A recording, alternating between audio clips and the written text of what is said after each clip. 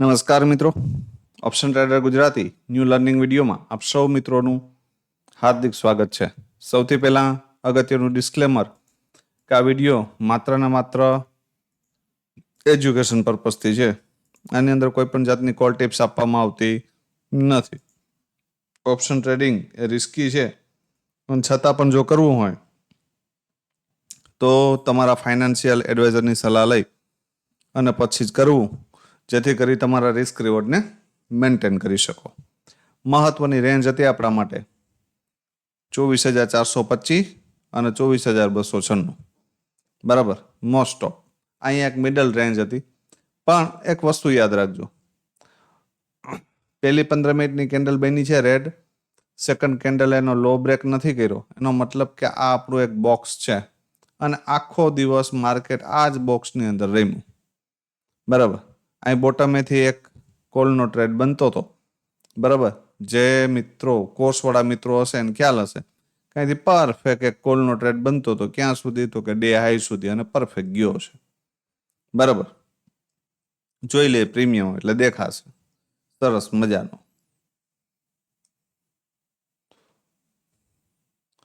હવે કોલની અંદર જે આ મુવમેન્ટ આવી છે, આ 30 મિનિટનો ચાર્ટ છે. કેટલી મિનિટનો? 30 મિનિટનો.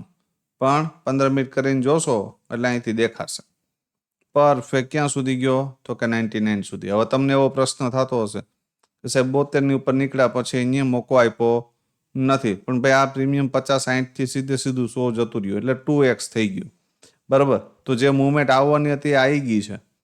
આમાં જે ખેલ થવાનો હતો એ ખેલ પૂરો થઈ ગયો છે.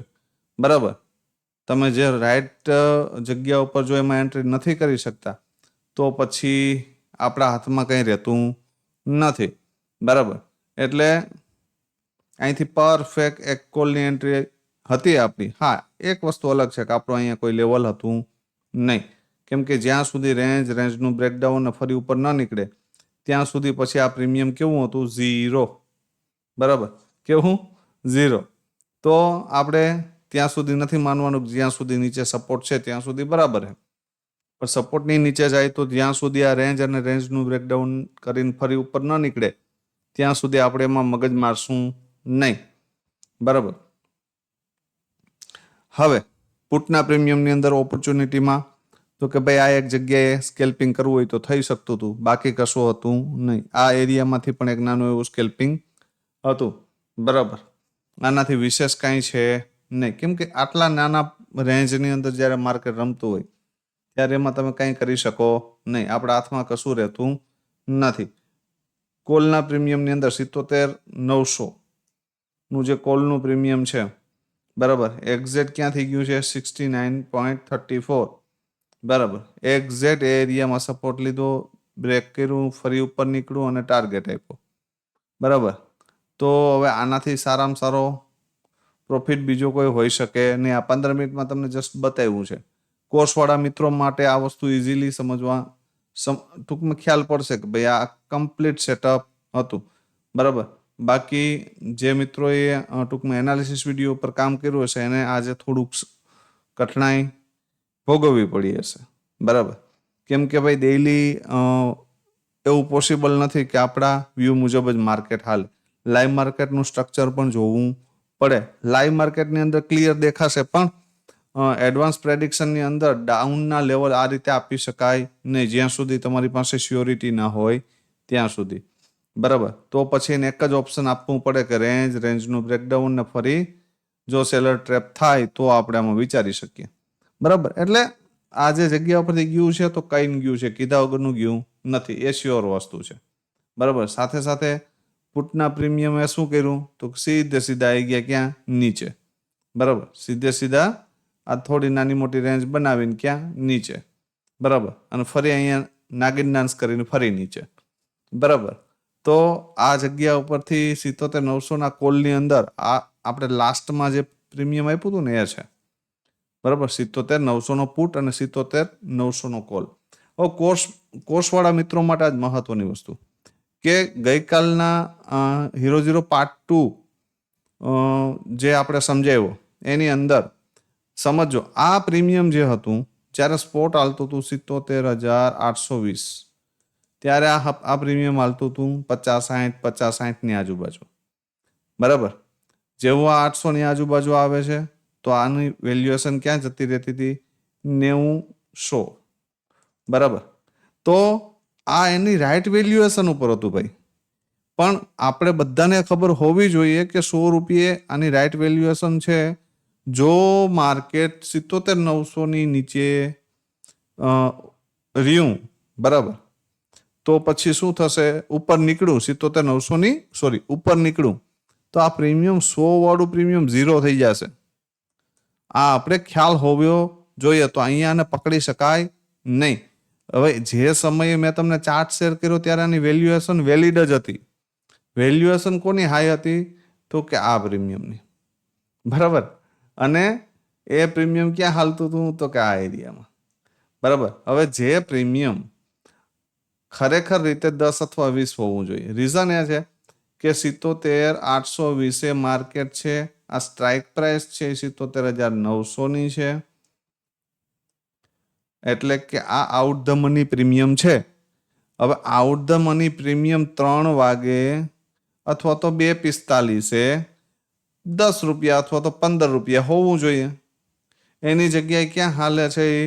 તો કે 70 રૂપિયા, બરાબર. તો એનો મતલબ એ છે કે આ પ્રીમિયમ એક્સપેન્સિવ છે.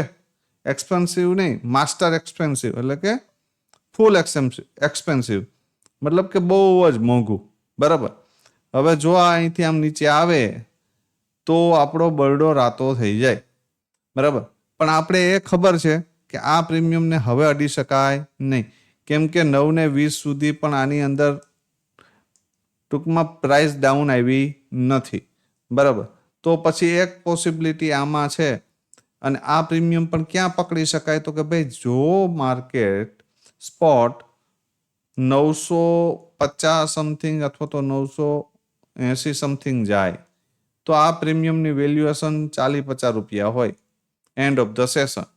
તો આ પ્રીમિયમ ક્યાં લેવું પોસાય? તો કે 10 રૂપિયા અથવા તો વધીને 15 રૂપિયા, બરાબર.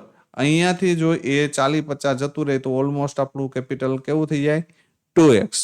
પણ આની રાઈટ વેલ્યુએશન તમને ખબર હોવી જોઈએ. આ એરિયાથી આ એરિયા સુધી સીધું અહીંયા આવશે, બરાબર.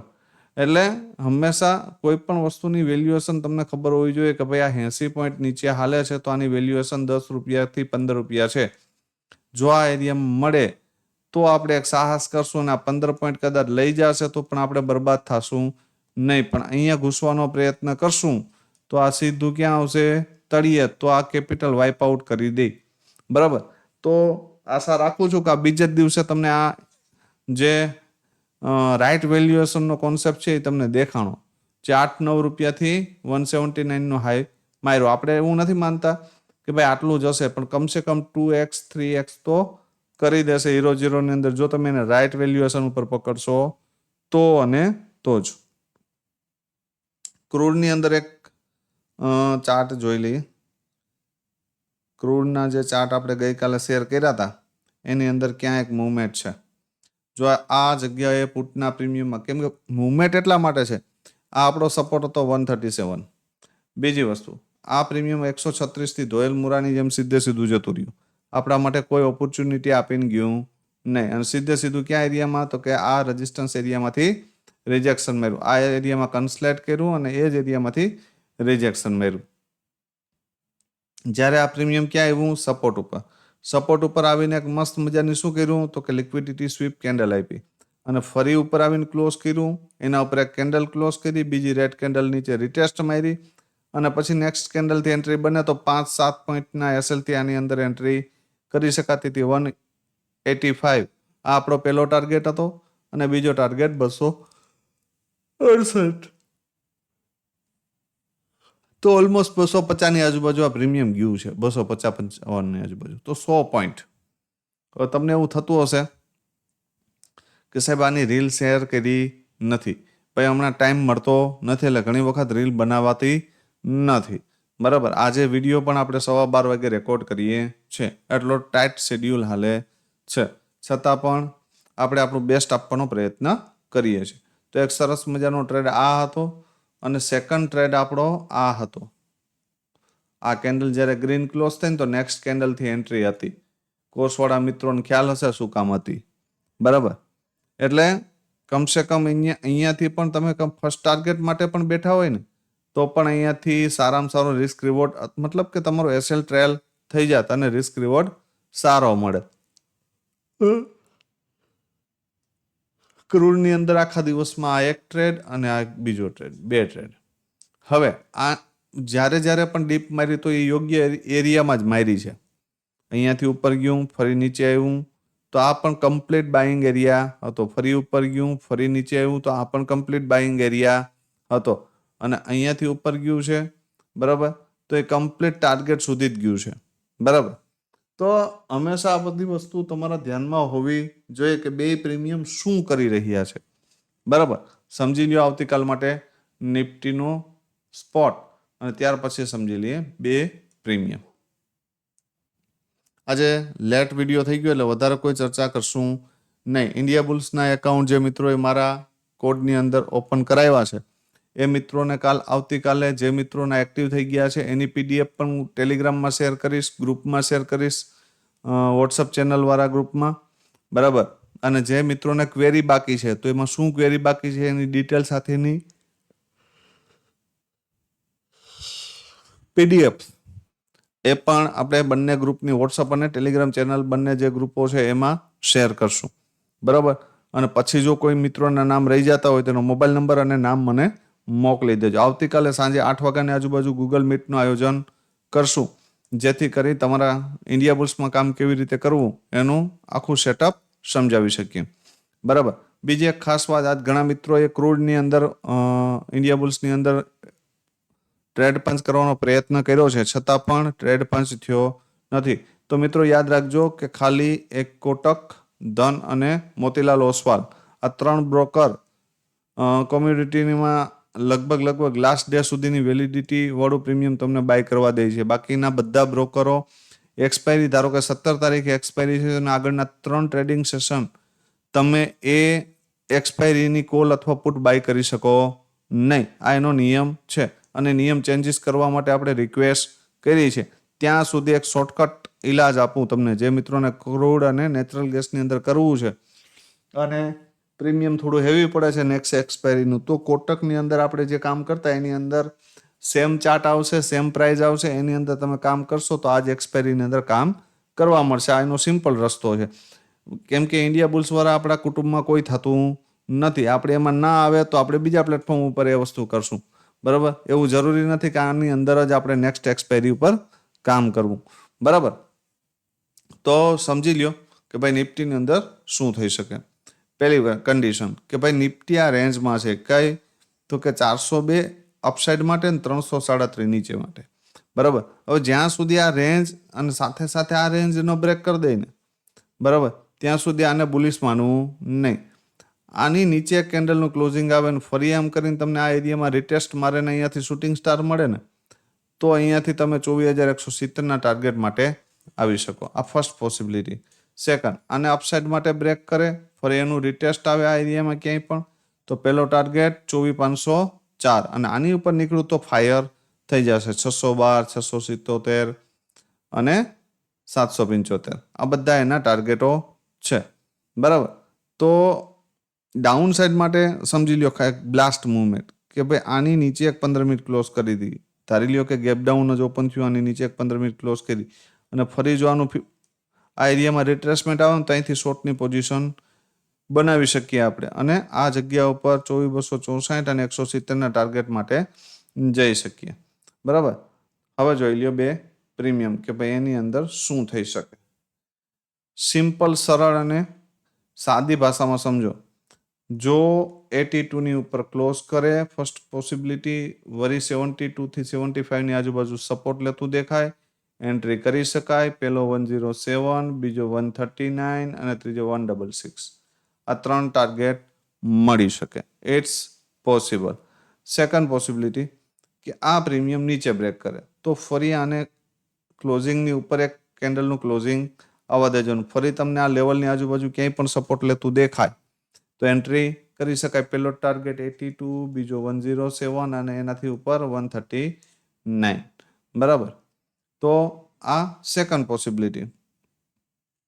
હવે ધારી લ્યો કે આ પ્રીમિયમ સીધે સીધું આવ્યું ક્યાં 39 ની નીચે, અને ફરી જો આની ઉપર ક્લોઝ કર્યું, એનું રિટ્રેસમેન્ટ માર્યું, તો એન્ટ્રી કરી શકાય. પહેલો ટાર્ગેટ આ ક્લોઝિંગ 72, બીજો 82 અને ત્રીજો 107. એક બ્લાસ્ટ હીરો 0, બરાબર, કે 17-18 થી લઈ અને 20-22 સુધી આ પ્રીમિયમ આવે. અહીંયા સપોર્ટ લઈ ફ્રેક બેક ડાઉન કરે અને ફરી ઉપર નીકળે ને, તો કમસે કમ તમને 60, 65, 70 સુધીનો બેનિફિટ થઈ શકે. મતલબ કે 30-40 પોઈન્ટ ઇઝીલી મળી શકે. અને એનાથી ઉપર 82 અને એનાથી ઉપર 107. આ બધા એના ટાર્ગેટો છે. આ 3 પોસિબિલિટી છે. મળે તો કરવાનું છે, ન મળે તો નથી કરવાનું. બરાબર. પુટ જોઈ લો, 24,300 નો પુટ અને કોલ છે 24,500 નો કોલ. બરાબર. તો સમજી લ્યો પુટની અંદર શું થઈ શકે. જ્યાં સુધી ભાઈ આ 40 ની ઉપર છે ત્યાં સુધી પોઝિટિવ છે. મોર્નિંગમાં જો સ્પાઇક મારીને 55 ની ઉપર ક્લોઝ કરી દે, એનું રિટ્રેસમેન્ટ આવે 48-49 ની આજુબાજુ, તો એન્ટ્રી કરી શકાય. પહેલો ટાર્ગેટ 80, બીજો 104 અને ત્રીજો 121. બરાબર. આ 3 ટાર્ગેટ માટે જઈ શકાય. હવે ડાઉન સાઇડ માટે બ્રેક કરે, 40 ને ઉપર સપોર્ટ લઈ અને ઉપર ન નીકળી શકે, તો અહીંયાથી કન્ટિન્યુએશન ડાઉન માટે કરશે. અને આપણે રાહ ક્યાં જોશું? 22 રૂપિયા. જો અહીંયાથી આમ બાઉન્સ બેક કરે તો પછી મેં આગળ તમને સિચ્યુએશન જે કીધી એ મુજબ હાલવાનું. પણ જો આની નીચે ક્લોઝિંગ આપી દે, બરાબર, તો પછી મારા મત મુજબ 22 ની આજુબાજુ સપોર્ટ લેતું દેખાય તો એન્ટ્રી ટૂંકમાં કરી શકાય. અને પહેલો ટાર્ગેટ 40, બીજો 55 અને ત્રીજો 80. એક બેસ્ટ હીરો 0 ટ્રેડ 7 રૂપિયાની આજુબાજુ આવે, સપોર્ટ લેતું દેખાય તો એન્ટ્રી કરી શકાય. પહેલો ટાર્ગેટ 22, બીજો 40 અને ત્રીજો 55. તો આજે આપ સૌ મિત્રોએ શું કર્યું છે એ ખાસ કોમેન્ટમાં જણાવજો. જે મિત્રોએ આપણે લિંક ઉપરથી એકાઉન્ટ ઓપન નથી કર્યા તે વહેલી તકે એકાઉન્ટ ઓપન કરાવી લેજો. એટલે જેથી કરીને આવનાર સમયની અંદર જો કોઈ યોગ્ય પ્લેટફોર્મ ઊભું કરવામાં આવશે તો સૌથી પહેલું ફ્રી ઓફ કોસ્ટ આપ સૌ મિત્રોને જોઈન કરવામાં આવશે. પણ એ ઇન ફ્યુચરની વાત છે, એના માટે હજી ઘણો સમયની જરૂર છે. બરાબર. તો